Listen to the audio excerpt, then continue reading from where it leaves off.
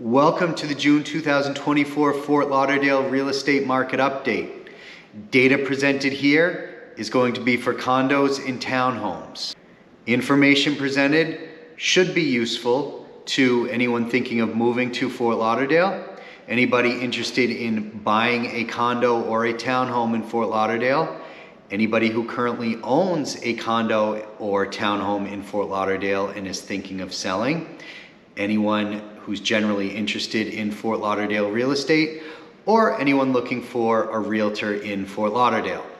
All data will come from the Multiple Listing Service or MLS and cover the period of May 1, 2024 to May 31, 2024. All right, let's dive right in here. Median sold price of condos and townhomes in Fort Lauderdale. I'm not sure if a lot of the people that watch the condo videos also watch the single family home videos, but for one of the first times that I can remember, the median sold price between single family homes and condos and townhomes are extraordinarily close to one another. So it's just kind of a little side note. I just think it's really interesting because I stare at data all day long. Anyways, so 595,000, up 16% month over month. We're still on the high side of the chart here. Definitely looks to be pushing higher. Let's see. Everything is lumped together in this price, which means, so I'm putting together a luxury condo on the beach that's possibly pre-construction that got loaded into the MLS. A townhouse in Victoria Park, older condos on 17th Street. So everything is all lumped together. Condos, townhouses, new construction, older construction. So, again, I always caution people, just be careful with this number. Don't just think that it's going to be easy to go out and buy something for $595,000. Depending on the condition, what you're looking for and the size, it may or may not be. So. Total number of condos and townhomes sold in Fort Lauderdale. Total number of condos and townhomes sold is down 6% month over month, a little over 6%. Down from 199 sales last May to 155 sales this May. So, again, same as in the single family home market, it's interesting to me. We're seeing a lower number of sales at a higher median price. So likely means you have a lot of activity in that mid to lower side of the market. Anyways, I digress. Look, overall the market's slower this year. I don't need data to tell you that. Whether that's in condos, whether that's due to rising homeowners insurance costs, condo association costs, having to now mandatorily hold reserves, higher interest rates, any other factor. Look, those are buyer specific and they're property specific. Some properties are in much better condition right now, especially condos, is who I'm really aiming this at, than other ones.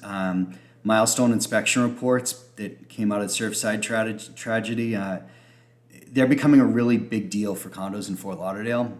If you don't know what those are or what I'm talking about and you are interested in buying a condo, give me a call or message me because it's a much larger discussion. You need to really understand what's going on kind of under the hood of the market before you consider buying a condo. And that applies to people who currently own condos too that are kind of a little confused about what's going on. List to sales price in Fort Lauderdale. The list to sales price in Fort Lauderdale condos and townhomes seems to be headed down.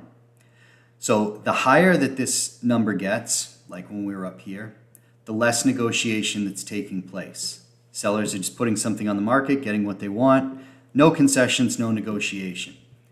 As we trend down here, this is better for buyers. It means sellers are having to reduce price, they're having to give concessions. This number moves down. Condos are a tough market right now. A lot of buyers want to protect the downside, and they're doing so through low offers and having sellers cover the full cost of any existing assessments prior to closing. It's really something to keep an eye on. I just think that there's a lot of downside risk measurement going on in condo buildings right now, especially those that are older year of construction. Days on market. Days on market, or number of days it's taking to sell a home in Fort Lauderdale or condo and townhome. This is just the number of days that something's actively listed on the market before it goes to pending. Does not include the total time for sale. Very important distinction. Buyers want longer days on market. It means they're not going to be pressured to make any kind of decisions. They can kind of take their time. Sellers want shorter days because it means, somebody comes to see the property, they got to make a decision right away, which is obviously what a seller wants. So we're at 56 days, and looks like we're headed higher here, right? Now keep in mind, we're up from 26 days in May of 2023 up to 56 days. So that's a huge jump.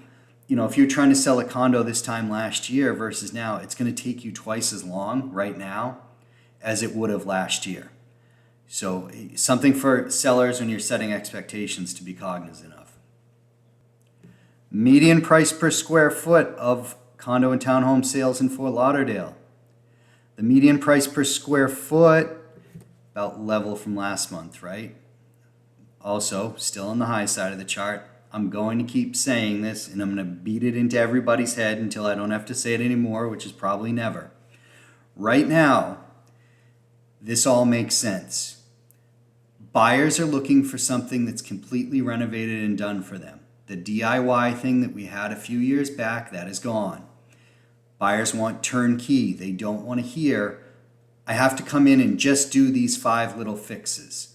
If you're a seller and you're being inflexible on that, it's not a good place. If you meet with me and you want to list your property, I'm going to tell you, look, how old's your AC? How old's the water heater? What's the overall condition of the unit? Are the floors beat up? If you're not willing to do that work, understand, look, there's no bad real estate, there's just bad prices in real estate. And somebody's going to look at yours and say, well, if I need to do all these renovations myself, it's going to cost me $20,000. However, that's just my cost. That doesn't include the aggravation, my time, permitting fees, and everything else. So I want a $40,000 reduction in price if I have to do this $20,000 worth of work. Like I said, sellers, you got to make a decision. You got to be on one side or the other. You're either going to go for a fast sale because you've improved the property, or you're okay with a slower sale and possibly a lower sale price by leaving it the way that it is. Total dollar volume.